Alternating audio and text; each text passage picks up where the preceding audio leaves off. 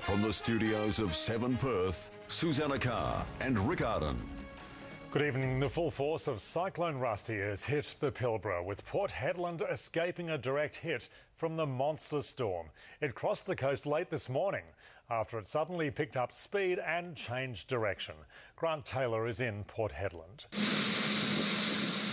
This is Pardoo Roadhouse today, taking a belting from Cyclone Rusty. Owner Ian Badger shot these pictures for us as the cyclone was bearing down on him.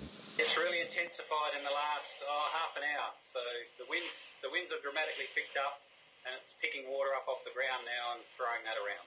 While Port Hedland was spared the brunt of Rusty's fury, Pardoo copped a direct hit. The tiny township right in the path of a Category 4 cyclone. Ian Badger says there's already been some damage. He doesn't know yet just how bad. Just sort of hoping that things hold together and just trying to keep an eye on things and do the best I can to stay safe.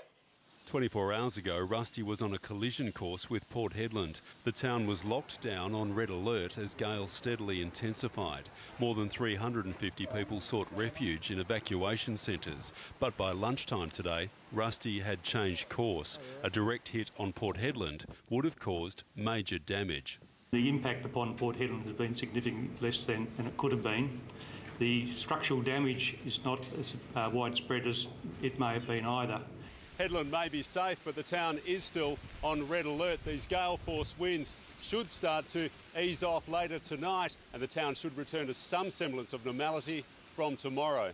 Rusty will continue to weaken as it heads further inland tonight. Rainfall in some areas is expected to be as high as 400 millimetres. Widespread flooding is still expected, and it's too early to say when major highways will reopen. In Port Hedland, Grant Taylor, 7 News. And Port Hedland is still on red alert. Grant Taylor has the latest on any damage to the town. So the State Emergency Service took us for a quick tour of the town this afternoon, and by the looks of things, the damage here has been relatively minor. Now that's despite 36 hours of constant gale-force winds, with gusts peaking at the height of the storm at around 120 kilometres an hour.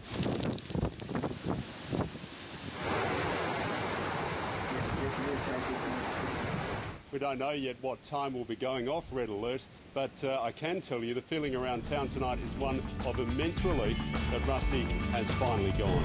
Rick. 7 News, the pulse of Perth.